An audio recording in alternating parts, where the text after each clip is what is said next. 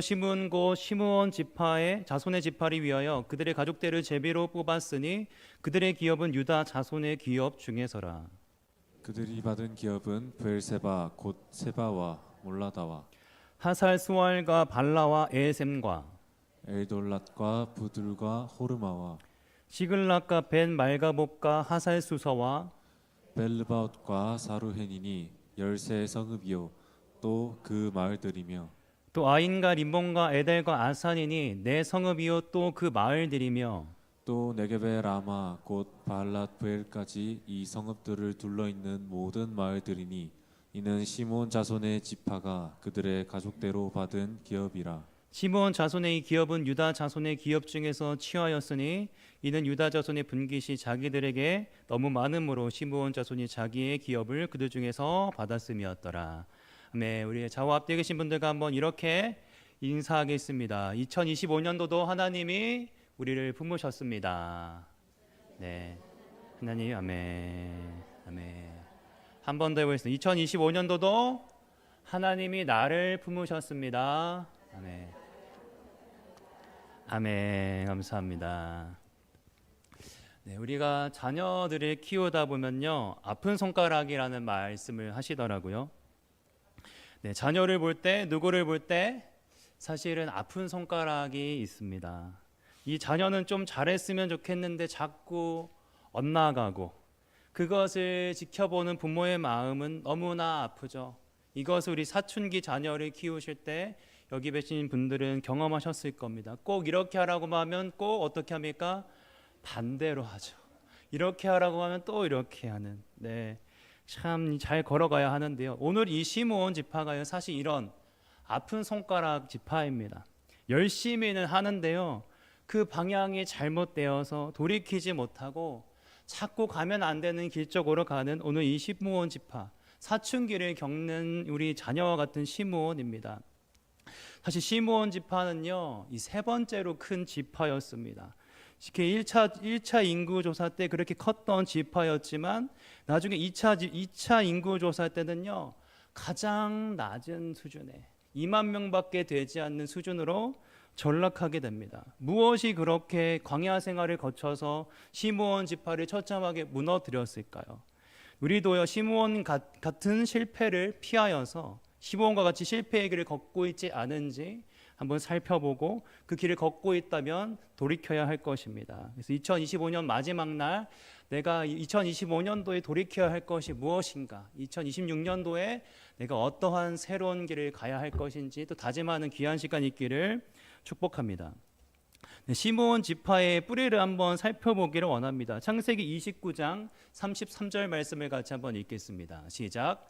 그가 다시 임신하여 아들을 낳고 이르되 여호와께서 내가 사랑받지 못함을 들으셨으므로 내게 이 아들을 주셨도다 하고 그 이름을 시므온이라 하였으며. 아멘. 이제 레아가 이제 자식들을 낳습니다. 6명의 아들과 1명의 딸을 낳는데요. 6명의 아들 루벤, 시므온, 레위, 유다, 이스갈, 스불론, 그리고 딸 디나가 있는데 어떻게 이야기합니까? 이 레아는 컴플렉스가 있죠. 요셉의 사랑을 받지 못했습니다. 남편의 사랑을 받지 못해서 이 시므온을 낳아서 이제 남편이 나를 좀 사랑해 줄까?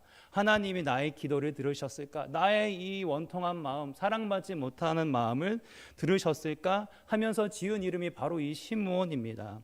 근데 시므온은 이렇게 듣는다는 뜻인데요. 시므온의 인생은 어땠을까요? 자기 이름대로 하나님의 말씀을 잘 들었던 인물이었을까요? 아니면 자기 마음대로 계속 걸어가는 사춘기 자녀와 같은 우리 사람이었을까요? 네, 이 시므온은요, 자기의 길을 걸어갔습니다. 그렇게 자신을 무너뜨리는 것이 있습니다. 첫 번째 대제 한번 같이 읽어보겠습니다. 시므온의 실패, 분노. 네, 다 좀 더 자세히 이야기하면 시므온의 실패, 다루어지지 않은 분노입니다. 분노가 무너뜨린 것이 아니라 다루어지지 않은 분노가 시므온을 무너뜨리는 것입니다. 그래서 창세기 34장에 보면요, 디나가 강간을 당하는 사건이 있죠. 어느 날 디나가요, 히위족 속의 땅의 딸들을 보러 갑니다. 이 딸들은 어떻게 옷을 입을까, 어떻게 아립답게 하고 다닐까 궁금했을 것 같아요. 그렇게 이 이웃 지파에 있는 딸들을 보러 가는데 이 한 추장이 이 디나가 참 예뻤나 봅니다. 아름다워서 반하게 됩니다. 여기까지 좋은데 이 디나를 거슬려고 잠깐 이리 와보세요. 이리 와보세요 하고 잠시 저랑 이야기 좀 합시다. 달콤한 말을 꼬셨을 겁니다. 근데 여기서 비극이 일어나죠. 디나를 강간하고 욕되게 한 것입니다. 네, 그래서 이것을요 아버지가 먼저 들었습니다. 이 딸 디나가 더럽혔다 다음에 들었으나 자기 아들들이 들에서 목축함으로 그들이 돌아오기까지 잠잠하였다. 네, 야곱이 이 사실을 듣고 얼마나 충격이었을까요? 내 딸이 잠깐 놀러 갔다 온다고 했는데 이렇게 강간을 당하고 이렇게 몹쓸 짓을 당하였을 때 아버지의 마음은 무너져 내릴 수밖에 없었을 것입니다. 하지만 이때 내 섣불리 행동했다간 우리 모든 가족이 무너질 수가 있기에, 공동체가 무너질 수 있기에 잠시 자녀들이 올 때까지 기다립니다. 그래서 이 자녀들도요 이러한 이야기를 듣습니다. 창세기 34장 7절 말씀을 같이 한번 읽겠습니다. 야곱의 아들들은 들에서 이를 듣고 돌아와서 그들 모두가 근심하고 심히 노하였으니 이는 세겜이 야곱의 딸을 강간하여 이스라엘에게 부끄러운 일 곧 행하지 못한 일을 행하였음이니라. 아멘. 이게 디나가 강간한 비극을 통해서요 온 가족의 비극이 일어납니다. 분노라는요 자체가 나쁜 것이 아닙니다. 우리 자녀가 이렇게 몹쓸 짓을 당했는데 그게 분노 안 할 사람이 있겠습니까? 내 자녀가 이렇게 어려운 일을 당했는데 어느 부모가, 어느 형제가 분노하지 않겠습니까? 분노는 정당합니다. 하지만요 다루어지지 않는 분노는 문제가 있는 것입니다. 그리고 분노는요 반드시요 하나님 앞에 고백되어야 합니다. 분노는 반드시 하나님 앞에 고백되어야 합니다. 사람 앞에 분노하게 되면 치명적인 피해가 일어나게 되는 것입니다. 그렇게 야곱의 아들들은요 그냥 넘어가지 않습니다. 이 딸을 다시 우리 누이, 우리 동생을 데려오기 위해서요 정말 이 하나의 수를 쓰죠. 이 할례를 받으라는 것입니다. 할례를 받아라. 그냥 줄 수가 없다. 할례를 받지 않은 사람에게는 우리 디나를 줄 수가 없다. 이건 우리에게 아주 수치가 되는 일이야. 우리 가문에서는 있을 수가 없는 일이야. 이렇게 사실 속여서 이야기하는 것입니다. 다시 목적은 누구를 데려오기 위한 것입니까? 딸 디나를 데려오기 위한 것입니다. 그렇게 할례를 받게 합니다. 그렇게 하고 이제 이때 시므온과 레위가 하나의 작전을 피죠. 창세기 34장 25절 26절을 같이 한번 읽겠습니다. 제3일에 아직 그들이 아파할 때에 야곱의 두 아들 디나의 오라버니 시므온과 레위가 각각 칼을 가지고 가서 몰래 그 성읍을 기습하여 그 모든 남자를 죽이고. 아멘. 이제요 이 분노를 제어하지 못하는 두 명의 오빠입니다. 근데 이 오빠들은요 더 화가 날 것이요 이 레아 같은 엄마의 형제예요. 정말 더 다른 형제들보다 더 가까운 형제였기 때문에 더 화가 났을 것이고, 그리고 정말 3일째 아파서 어쩔 수 없는 이 무방비 상태가 됐을 때 칼을 들고 공격을 하는 것입니다. 네, 이렇게 분노의 칼을 들고 노략질하게 되는 것입니다. 하지만 이것의 문제점은요 시므온과 레위는요 사실 디나의 고통보다, 하나님의 거룩보다, 공동체의 정의보다 자신의 분노, 자기의 방식, 자기의 정의가 앞선 것이었습니다. 그래서 이 할례라는 하나님의 거룩한 도구를 어떻게 사용합니까? 속임수의 도구로 사용하는 거예요. 하나님의 것으로 속임수의 도구를 사용했고요. 분노를 이용해서 학살과 악탈로 풀어낸 자가 이 시므온과 레위입니다. 시므온과 레위는요 잘못하면 자신의 민족이 말살할 수밖에 없는 위기에 봉착하게 되는 것입니다. 잘못된 분노는요 우리 공동체를 다 무너뜨릴 수 있는 것입니다. 이에 이 야곱은 이렇게 대답하죠. 30절 말씀을 같이 한번 읽겠습니다. 야곱이 시므온과 레위에게 이르되 너희가 내게 화를 끼쳐 나로 하여금 이 땅의 주민 곧 가나안 족속과 브리스 족속에게 악취를 내게 하였도다. 나는 수가 적은즉 그들이 모여 나를 치고 나를 죽으리니 그러면 나와 내 집이 멸망하리라. 아멘. 야곱이 시므온과 레위에게 이르되 너희는 내게 화를 끼쳤다. 지금 이 땅의 주민 곧 가나안 족속과 브리스 족속에게 악취를 내게 하였어. 우리는 숫자가 적은데 그들이 모여서 치면은 나와 우리 가족은 멸망하게 된다. 야, 너가 화나는 거 알아? 나도 화가 나. 아빠의 나는 화가 안 나겠니? 아빠의 나는 어떻게 하고 싶지 않겠니? 하지만 우리 가정을 한번 생각해야지. 잘못하다가 우리 가족이 다 죽을 수도 있는 상황이잖아.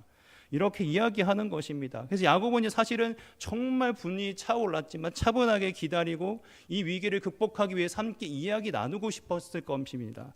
하지만 시므온과 레위는요, 이 디나의 고통과 이 우리의 공동체 가족보다요, 자신의 분노, 자신의 정의가 먼저 앞서게 되는 것입니다. 이럴 때 우리 공동체가 많이 어려움이 있습니다. 맞는 행동이긴 하겠지만요, 그런 게 어렵습니다. 그래서 할례라는 거룩의 표식을 도구로 사용하고 분노를 또 학살과 약탈로 풀어낸 거, 그렇게 야곱 공동체를 위험에 빠뜨리게 됩니다.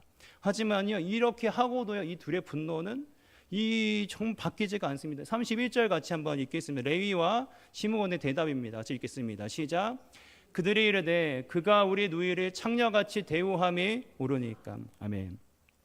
네, 시므온과 레위가 이렇게 이야기합니다. 우리 누이를요, 창녀같이 대우함이 옳습니까, 아버지? 막장 드라마 되는 거예요. 아버지가 옳습니까? 내가 옳습니까? 분노의 자선인지 아버지를 비난하는 거예요. 아버지 똑바로 하세요. 아버지보다 제가 낫습니다. 이 뜻 아닙니까? 네, 그래서 시므온과 레위는요, 안타깝게 이 분노의 종이 돼버립니다. 이때라도요, 제가요 사실 너무 열받아서 우리 가족을 위험에 빠뜨렸습니다. 아버지가 가정을 생각하셔서 참으신 거 아는데 제가 너무 화가 나서요, 할례라는 방식으로 속임수를 사용했고, 너무 화가 나서 악탈하고요, 거기 있는 아내들과 재산을 가지고 왔습니다. 아버지, 제가 좀 잘못했습니다. 이렇게 아버지 용서해 주셨습니다. 이렇게 책임의 말을 하는 것이 아니라 그 누이를 창녀와 같이 대우함이 옳습니까? 아버지가 옳습니까? 내가 옳습니까? 대립구도를 이야기하는 것입니다. 결국에는 나중에 어떠한 아버지에게 평가를 받게 됩니까? 창세기 49장 5절 말씀을 같이 한번 읽겠습니다. 시작. 시므온과 레위는 형제요, 그들의 칼은 폭력의 도구다. 네, 너무나도 안타깝습니다. 네, 실수할 수 있어요. 분노로 인해서 실수할 수 있지만요, 이 권위까지 무너뜨리면서 결국 아버지의 저주를 받는 신세가 된 게 시므온과 레위. 야, 너희는 그냥 칼의 폭력의 도구다. 너희는 너무나 폭력적이다. 너희의 그 폭력이 우리의 공동체를 너무 해친다. 우리가 분노 자체가 나쁜 것은 아닙니다. 분노해야 할 때 분노해야 합니다. 하지만 분노는 잘 처리해야 하는 것입니다. 그래서 이 참고할 문서 중에요, 이 유대 전승의 미드라시에 보면 이 시므온은 얼마나 폭력적인 인물인지, 또 이어서 창세기 37장 요셉을 애굽에 팔 때 구덩이에 빠뜨린 사람이 누구였을까? 이 성경에 나와 있지 않으니까 정확한 팩트는 아닙니다. 미드라시 전승에서 의하면 시므온이 구덩이에 빠뜨렸다. 이 폭력성은요, 그치지가 않아요, 시므온은. 그래서 이렇게 돼서 또 창세기 42장 24절에 또 이 요셉이 한 명을 가두는, 누구를 가뒀을지 한번 같이 읽어보겠습니다. 시작. 요셉이 그들을 떠나가서 울고 다시 돌아와서 그들과 말하다가 그들 중에서 시므온을 끌어내어 그들의 눈 앞에서. 아멘. 네, 요셉이요, 이제 잘 아시는 내용처럼 곡식을 사러 온 형들한테 이 정탐꾼들을 하면서 3일이나 가두고, 야, 이제 누구 한 명 갇혀 있어. 그리고 나중에 베냐민 데리고 와. 라고 하면서 대표로 한 명을 가두는데 누구를 가둡니까? 시므온입니다. 근데 미드라시에 비춰서 볼 때는요, 성경에 쓰이지 않습니다. 하지만 베냐민을 데려오는 시므온의 폭력성으로부터 지키기 위함이었다라고 이야기합니다. 시므온은 사실 이 성경에 정확하게 많이 표현되어 있지 않지만요, 폭력성이 많았던 인물. 요셉이 볼 때도 이 시므온은 위험한데라고 했던 인물이었습니다. 그래서 우리가 분노가 다루어지지 못할 때 대단히 위험한 존재가 됩니다. 하지만 우리 성경적인 방법은요, 우리 분노는 바로 반드시 하나님께 가야 합니다. 저를 따라서 한번 해보겠습니다. 분노는 반드시 하나님께 가야 합니다. 한 번 더 하겠습니다. 분노는 반드시 하나님께 가야 합니다. 아멘. 이 분노의 처리, 성경적인 방법은요, 화가 날 때 어떻게 해야 합니까? 저도 화가 나면요, 기도합니다. 하나님, 화가 나는데 어떡하죠? 화가 다 나시잖아요. 저도 나는데. 그러면 하나님이 이러세요. 그 화를 나에게 바쳐라, 이런 마음을 주세요. 그럼 화요? 내 화인데 왜 받으세요? 하나님 그런 거 안 받으시지 않으세요? 좋은 것만 바쳐야 되지 않냐? 근데 하나님은 그것이 아니라 내 전부를 받기 원하십니다. 네, 그래서 정말 제 화를 드립니다 하면은 이 뭐가 될까 싶을 때, 근데 2, 3분 지나면 언제 화가 있었는지 화가 내려가는 것을 보게 됩니다. 그래서 우리가 좀 화가 난다면요, 너무 바쁜 일상생활을 살고 있지 않은지 중간에 1분이라도 멈추고 예수님을 바라봤으면 좋겠습니다. 그렇게 화를 잘 처리한 사람이 있는데요, 그 인물이 성경에 다윗이 나옵니다. 다윗은요 항상 자신의 분노를요 사람 앞에 쏟는 것이 아니라 하나님 앞에 다 쏟아놔요. 시편 읽어보면은 이렇게 써도 되나 싶을 표현이 많이 있습니다. 그래서 시편 59편 7절 8절도 같이 한번 읽어보겠습니다. 시작. 그들의 입으로는 악을 토하며 그들의 입술에는 칼이 있어 이르기를 누가 들으리요 하나이다. 여호와여 주께서 그들을 비웃으시며 모든 나라를 조롱하시리이다. 아멘. 여호와한테 뭐라고 해요? 그들 비웃어 주세요. 하나님. 열받게 합니다. 지금 이 다윗이 시편 59편을 언제 썼냐면요. 이제 사울이 자꾸 사람들을 보내어서 자꾸 다윗이 자신을 죽이려고 할 때 이렇게 쓴 거예요. 하나님, 그들을 비웃어 주세요. 그들을 조롱해 주세요. 너무 화가 나지만 화가 나죠. 사울이 나를 죽이려고 하는데 사울 죽이고 싶겠습니까? 안 죽이고 싶겠습니까? 당연히 죽이고 싶겠죠. 다윗은 근데 죽입니까? 안 죽입니까? 네. 근데 그 참다가 병나잖아요. 그러니까 다윗은 지혜롭게 하나님, 이 사람은 비웃어 주세요. 이 나라들을요 조롱해 주세요. 하나님 이게 옳습니까? 저는 하나님께 피합니다. 이게 건전한 방법이 성경적인 방법, 다윗의 방법, 다윗의 우리의 분노의 방법을 우리가 처리하기를 축복하고 권해드립니다. 그래서 분노를요 사람 앞에 쏟으면 어떻게 됩니까? 아 분노하니까 이제 내 마음껏 분노를 쏟아봐야겠지. 그러면은 이제요 더 큰 분노가 오고요. 분노를 내면 분노하는 사람들이 붙어요. 그러면 이 분노가 점점 더 커지잖아요. 우리가 분노를 내야 할 때는 낼 상황이 있겠지만요. 하지만 하나님은요 그 분노를 기다리시는 분이 계시는데 누구 계시다? 하나님이 계시다. 하나님은 그 분노를 기뻐 받으신다. 그래서 다윗은 하나님 앞에 어떠한 자예요? 마음이 합한 자. 이렇게 분노를 하나님 앞에 내줬는데 네, 하나님 그것을 기쁘게 받으십니다. 적용입니다. 지금 분노를 잘 처리하고 있습니까? 이 분노가 많은 세대 가운데, 삶 가운데, 그리고 혹시 나의 잘못된 분노를 통해서 하나님의 거룩함을 가리고 있지는 않습니까? 혹시 나의 잘못된 분노의 표출로 인해서 공동체에 어려움을 빠뜨리고 있지는 않습니까? 예수님 안에서 분노가 잘 다루어지기를 축복합니다. 네, 두 번째 시므온의 실패 같이 한번 읽겠습니다. 두 번째 읽겠습니다. 시작. 시므온의 실패 음행입니다. 좀 더 자세히 이야기해서요. 시므온의 실패 분노가 음행으로 흐를 때입니다. 이제 분노가 음행으로 흐르는 것입니다. 두 번째 시므온의 실패는요. 분노가 음행으로 흐르는 것입니다. 오늘 창세기 34장 봤을 때요. 레위와 시므온 같은 분노에서 시작되는데요. 이 삶이 갈립니다. 레위는요 바뀌어요. 레위는요 다른 분노로 바뀝니다. 어떻게 바뀝니까? 출애굽기 32장 금송아지 사건 때 레위 자손은 어느 편에 씁니까? 하나님 편에서요.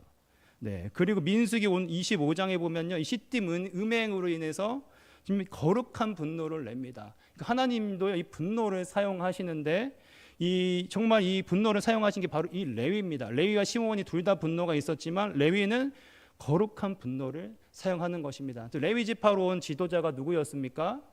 모세잖아요. 모세 얼마나 이 성질이 그렇습니까? 그렇죠? 하나님이 하지만 그 분노를 통해서 하나님을 위한 거룩한 분노로 사용하게 되시는 것입니다. 그래서 오늘 민수기 25장 1절에 같이 한번 읽어보겠습니다. 오늘 같이 한번 읽겠습니다. 시작. 이스라엘이 시딤에 머물러 있더니 그 백성이 모압 여자들과 음행하기를 시작하니라. 아멘. 이거 하나님을 분노케 하는 사건입니다. 네. 그래서 레위 자손은 이제 바뀌자. 창세기 34장 이후로 똑같은 분노가 있었지만 금송아지 사건 때 하나님 편에 쓰고 거룩한 분노, 민수기 25장에 거룩한 분노를 내지만 시므온 지파는 음행과 우상 숭배, 자기 사랑에 빠지게 됩니다. 오늘 하나님을 분노케 하는 사건입니다. 이스라엘 백성 시딤에 머물러 있더니 모압 여자들과 무엇을 합니까? 음행을 시작합니다. 모압 여자들이 자기의 신들에게 제사할 때 이스라엘 백성, 야 너희들도 와봐, 같이 놀자, 재미 좀 보자. 그랬더니 백성들이 먹고 그들에게 신들에게 절하니 이스라엘 남자들이 바알볼의 우상 숭배에 가담하게 되는 것입니다. 네, 우상 숭배와 음란한 행동을 이를 보고 하나님은 진노하시고 분노하시는 분이십니다. 하나님도 분노하십니다. 레위의 자기를 위했던 분노는 이제 하나님을 향한 분노로 바뀝니다. 민수기 25장 7절 8절 같이 한번 읽겠습니다.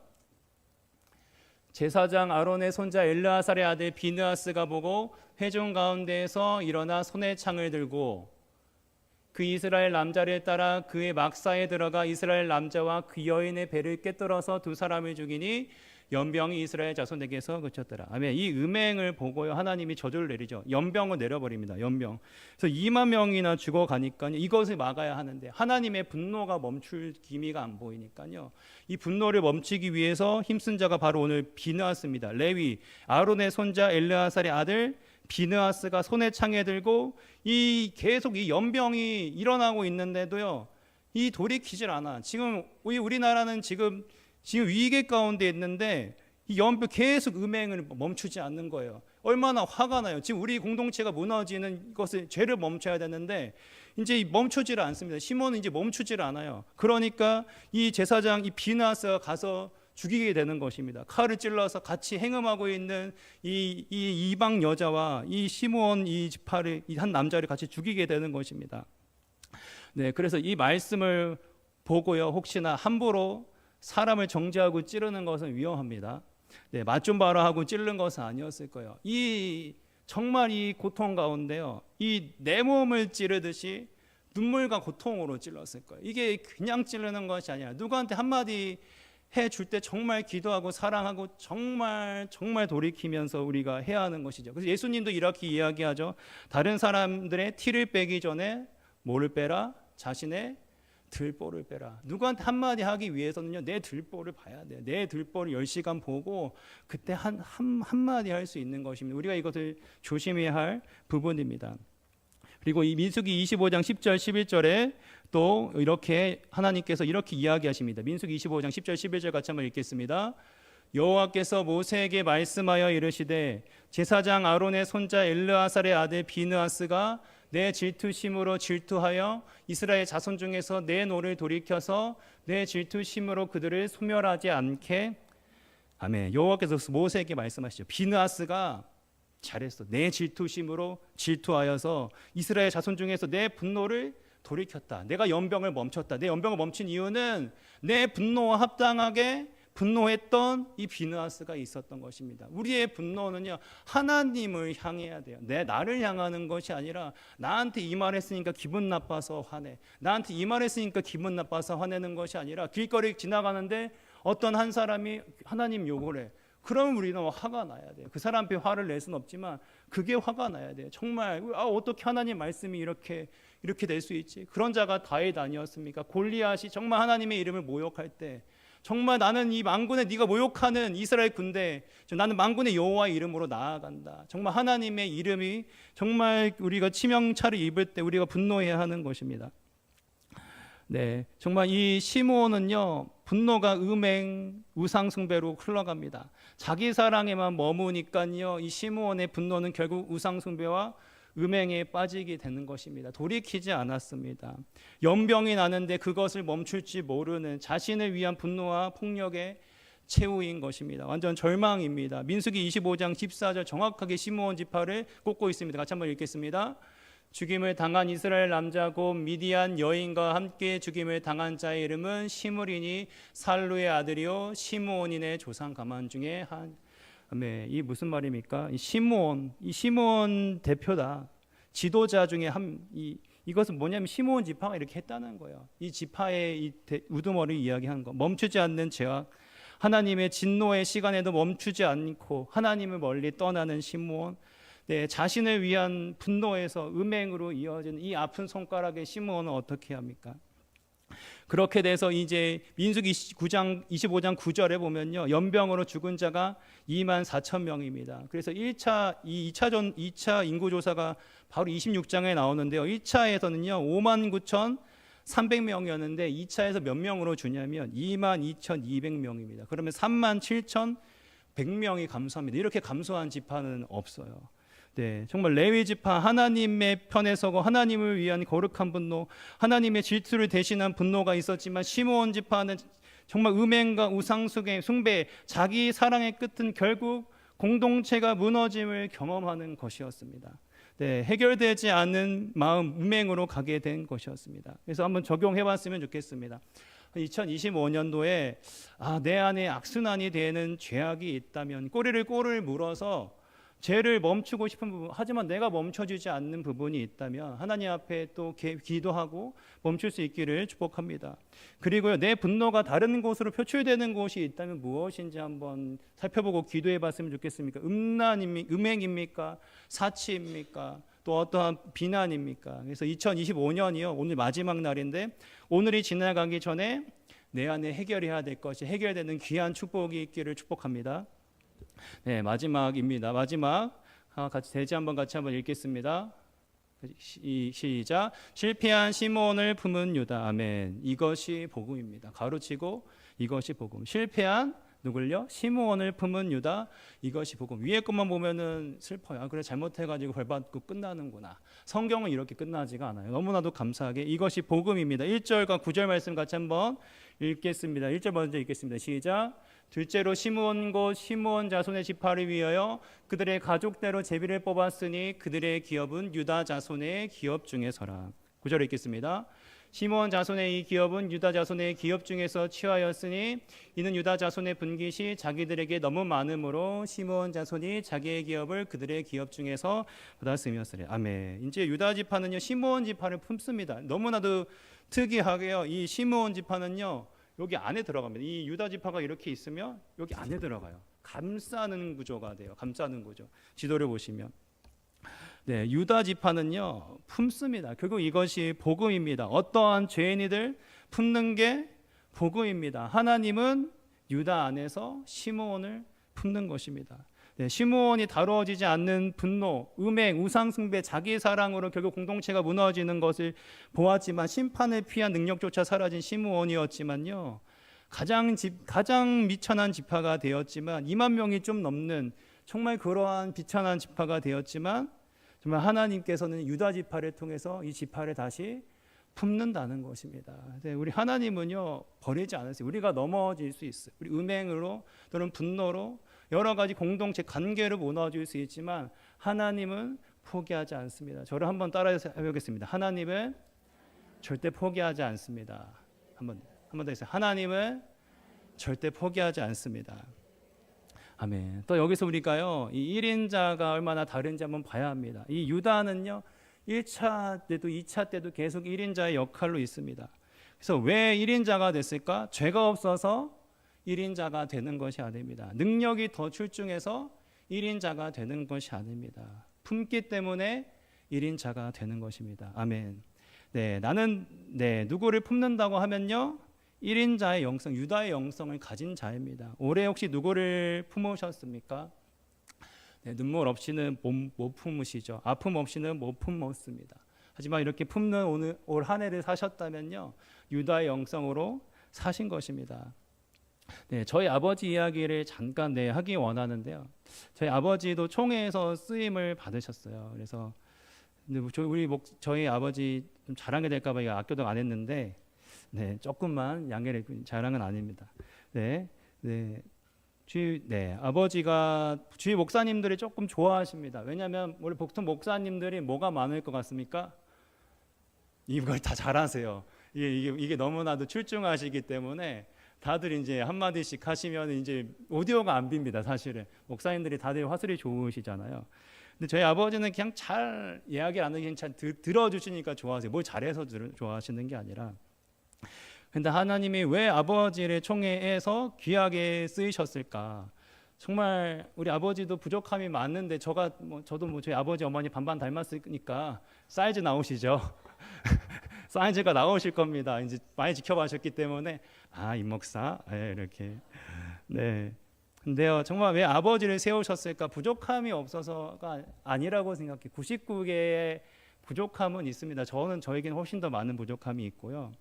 네, 근데 품는 마음이라고 저는 생각이 들었어요. 어떠한 일이었냐면 그때 예전에도 한번 말씀드렸는데 아버지가 목회하시던 곳에 한 변호사 집사님이 있으셨고 정말 효자 집사님이 계셨는데, 네, 땅을 교회에 바치고 이제 건축을 하자 이렇게 성도들 앞에서 이제 선포를 했습니다. 그래서 이제 목사님 입장에서는 이제 교회 건축한다니, 조그만 이 주택을 개조해서 쓰고 있었는데 이제 건축한다니 얼마나 이제 기쁘고 희망찹니까? 이게 정말 이 터닝 포인트입니다. 목사들에게 교회를 개척한다는 것을.